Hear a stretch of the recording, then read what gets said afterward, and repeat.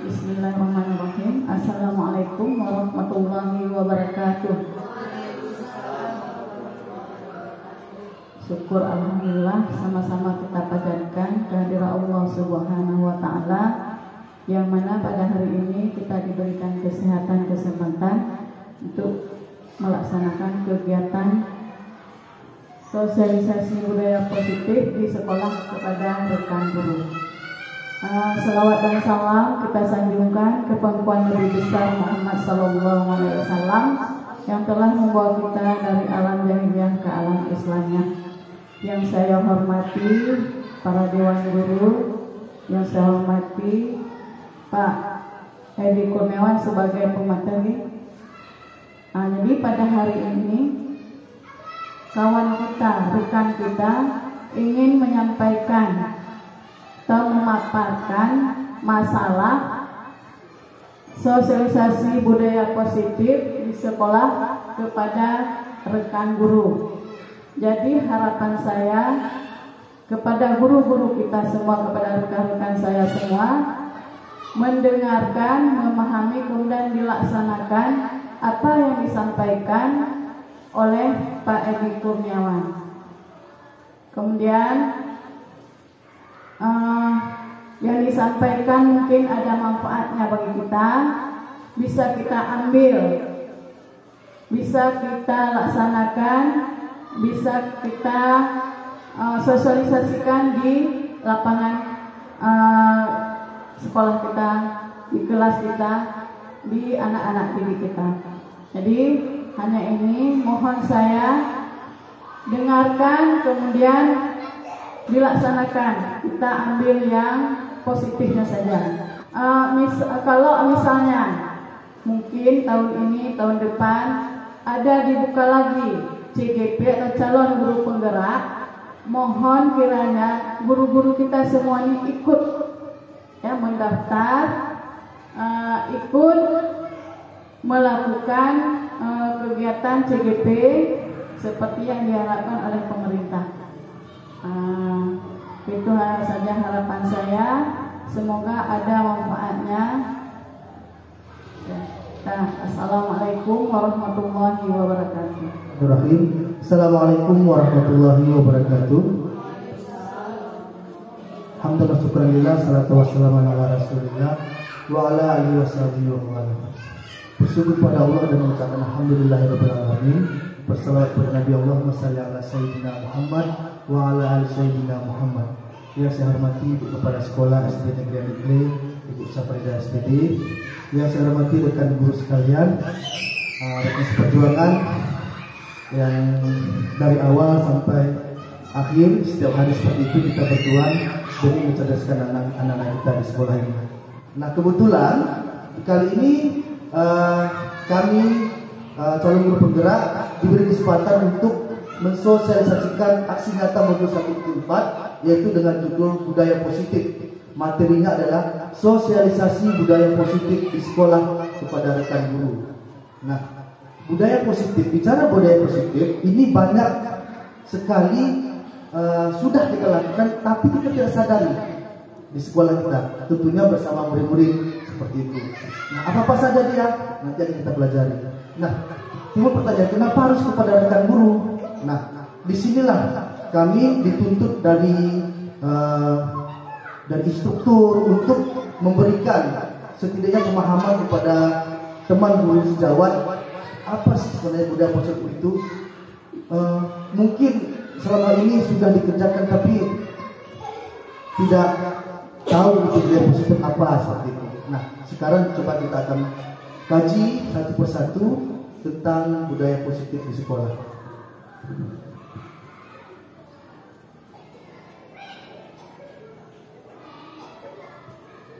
Sebagai pembawa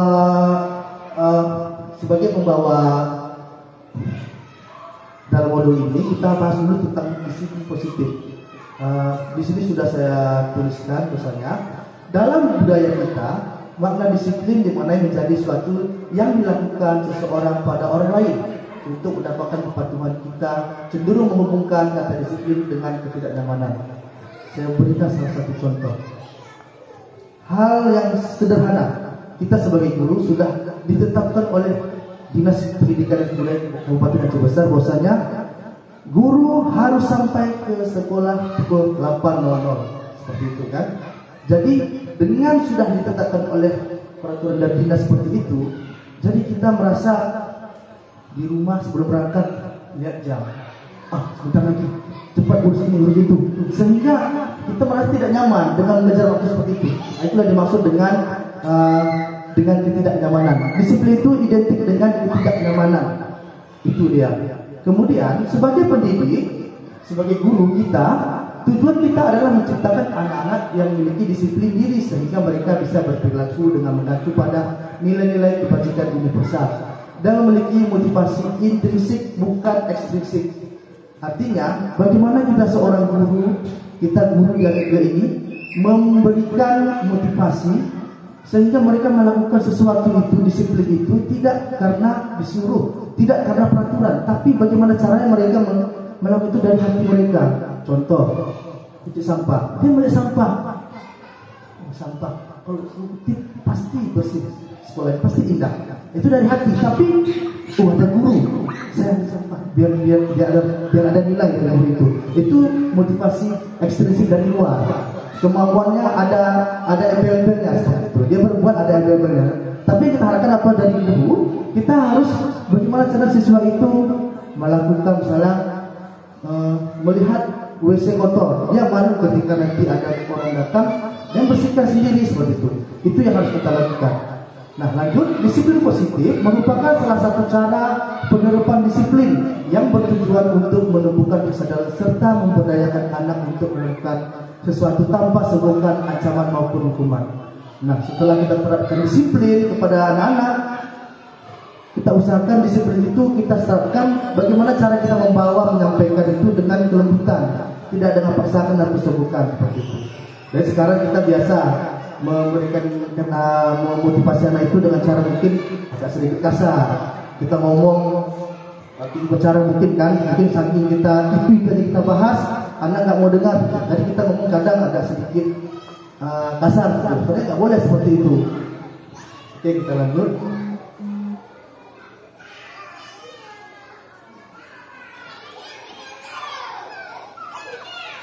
Nah, di sini ada sedikit penjelasan tentang perbedaan antara hukuman, konsekuensi, dan restitusi. Kita ambil salah satu contoh. Siswa sering tidak mengerjakan PR. Selama ini apa yang ibu bapak lakukan? Apa yang kita lakukan? Nah, yang sering kita lakukan di lapangan biasanya dengan peraturan sudah kita buat sendiri gitu. Tidak membuat peraturan itu berdasarkan sama-sama dengan murid. Hukuman itu pasti pernah. Kita pasti pernah beri hukuman kalau anak-anak tidak PR. Contoh, berdiri di depan atau berdiri di tiang bendera. Hukumannya seperti guru menghukum siswa tersebut hormat bendera selama 10 menit. Itu pasti pernah dilakukan. Belum kita guru lain pernah. Saya mungkin pernah juga melakukan itu. Kemudian guru marah dan siswa menjadi takut. Itu salah satu hukuman. Dia menjadi beban, anak itu menjadi beban. Kemudian kita lihat konsekuensi ini lebih sedang, tidak terlalu berat hukumannya. Di mana guru memberikan konsekuensi untuk mengerjakan PR-nya saat istirahat atau dikerjakan sebanyak 3 kali lipat. Nah, ini lebih sedang, lebih ringan dibandingkan dengan hukuman. Kemudian guru tegas, beda ya, tegas dengan guru marah itu beda. Guru tegas dan siswa menghormati peraturan. Nah, apa yang harus kita lakukan? Sebaiknya kita melakukan restitusi. Apa dia restitusi? Setelah siswa sering mengerjakan tidak PR, kita buat restitusi. Apa dia? Guru menanyakan keyakinan kelas. Nah, ini yang kita bahas dari keyakinan kelas. Ini yang harus kita buat di kelas nanti. Supaya apa? Supaya apa yang dilakukan siswa itu mereka malu, karena mereka yang sendiri yang buat keyakinan itu. Nanti kita contohnya dari situ. Kemudian dan membantu siswa menyelesaikan masalahnya. Kita mengayomi mereka, mendidik mereka. Kemudian guru terbuka dan siswa menghormati dirinya dan orang lain. Ini yang harus sebaiknya kita buat restitusi. Nanti di dalamnya akan saya bahas. Ini yang kita bahas nanti, restitusi ini.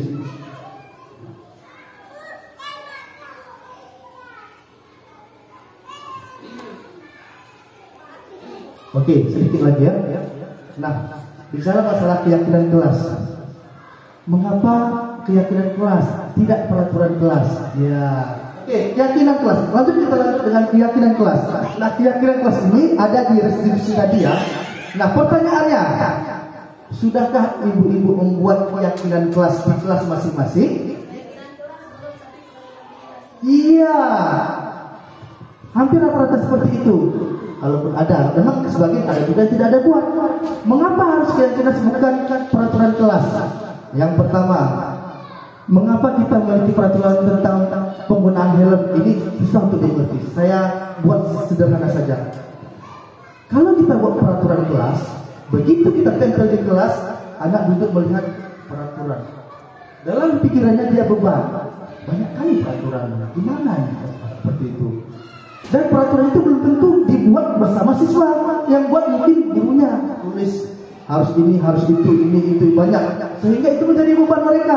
Setiap menulis mereka melihat beban. Walaupun kecil-kecil, lama-kelamaan itu akan membuat mereka stres seperti itu. Nah, mengapa harus keyakinan kelas bukan peraturan? Kalau keyakinan kelas itu, keyakinan kelas itu kata-katanya itu kata-kata santai, yakin. Ketika kita membuat keyakinan kelas, oh, ini saya yang buat. Makanya para guru-guru sekalian, mulai dari sekarang kalau belum buat keyakinan kelas atau sudah membuat peraturan kelas, diganti menjadi keyakinan kelas. Cara buatnya bagaimana? Ini dia.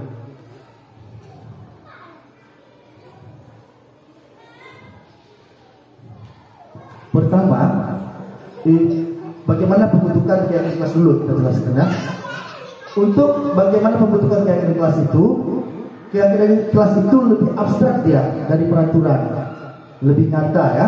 Kemudian berupa pernyataan universal. Maksud universal itu dia secara luas seperti itu, dan dia sifatnya yang luas tapi di dalam lingkup itu.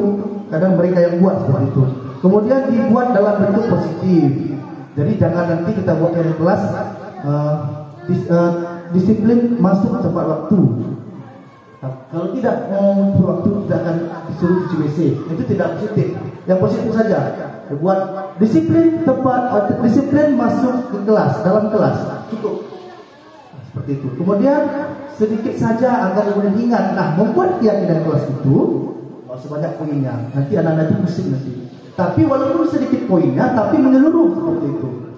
Nah, kemudian sesuai dengan kondisi kelas dan sekolah agar mudah diterapkan. Lihat tipikal anak-anak kita bagaimana. Sekiranya mereka sudah buat keyakinan kelas mereka, kalau tidak cocok jangan dibuat, karena mereka juga dia melanggar seperti itu. Kemudian semua warga kelas atau sekolah dilibatkan saat membuatnya. Kapan membuatnya ini? Biasanya membuat seperti ini di awal. Iya, ajaran baru. Caranya bagaimana? Biar lebih santai, lebih anak lebih asik. Kita buat kertas-kertas yang kuning yang ada lem-lem itu. Anak-anak silakan di kertas yang ibu bagikan, silakan buat keyakinan kelas masing-masing. Apa itu keyakinanmu? Keyakinan itu buat, maksudnya istilahnya apa yang nggak boleh dilanggar dalam kelas kita. Silakan buat anak-anak. Satu orang satu ya. Maka mereka akan berpikir, oh ya saya akan membuat masuk ke dalam kelas tepat waktu. Ada yang buat tidak boleh mencontek, ada yang buat tidak boleh ribut. Nah, itu semua dikumpulkan. Kemudian anak-anak itu silakan anak-anak ibu tempel ke papan tulis masing-masing, papan tulis kita di depan punya masing-masing. Setelah ditempel, nah tugas guru melihat dan menyiapkan stilo untuk mencatat. Ini penting nggak? Penting bu. Catat. Setelah terkumpul semua, muncullah 5 poin. 5 poin dari keyakinan kelas. Dan itu hasil dari anak-anak tersebut. Dari bukan kita hanya memfasilitasi seorang sebagai guru. Setelah kita fasilitasi, kita catat, kemudian kita buat dalam bentuk cantik lah, kita desain. Bisa dibuat dalam spanduk, kita tempel di kelas seperti itu kan, kecil saja. Jadi ketika mereka judulnya buat keyakinan kelas 4 SD negeri Anak, itu mereka lebih lebih santai ya. Ketika melihat itu, oh ini saya yang buat ini, nggak mungkin saya langgarin. Nah seperti itu. Kira-kira sampai di sini bisa nyuguh ya, bisa cerdas sedikit ya apa yang saya sampaikan ya. Nah, alhamdulillah. Ya ini dia, ini salah satu contoh keyakinan kelas. Hasil keyakinan kelas 5 misalnya. Yang pertama bertanggung jawab mengerjakan tugas tiket. Kemudian bersikap jujur. Ini banyak nih, bersikap jujur tuh banyak ya. Jujur dalam apa? Jujur dalam membeli kue di kantin. Jujur dalam berbicara dengan kawan-kawan, dengan guru. Itu luas ya. Kemudian bersikap tenang saat pelajaran berlangsung, berarti ya ribut. Ini tinggal kita polis saja. Apa yang disebutkan anak itu anak, tinggal kita ini aja. Kita edit sedikit kata-katanya. Bersikap sopan dan menghormati guru, saling menolong, hidup rukun dengan teman. Ini salah satu contoh keyakinan kelas.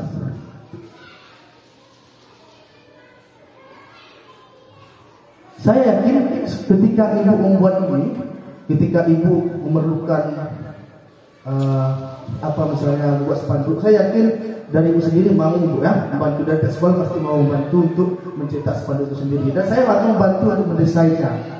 Silakan ibu-ibu kirimkan ke saya, kasih ke saya, beri ke saya poin-poin apa yang sudah diterapkan di sekolah, di kelas, akan kita desain atau tempel di.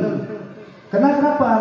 Nanti itu dinas pendidikan sudah bekerjasama dengan kementerian untuk menetapkan bahwasanya keyakinan kelas harus ada dalam kelas. Masalah siswa sering tidak mengerjakan PR itu apa solusi dari kita seorang guru? Apa yang harus kita lakukan supaya mereka tuh mau mengerjakan PR? Oke, baik, pertanyaan yang bagus ya. Jadi seperti ini, dia kan ada tingkatan itu. Tingkatan kejahatan itu ada tingkatan yang harus kita selesaikan. Kita buat dulu dari hal yang jangan dulu hukuman itu paling bawah tuh. Kita harus restitusi dulu dengan kelembutan ya, menanyakan, kemudian kita membantu siswa mencegah masalahnya. Apa masalahnya?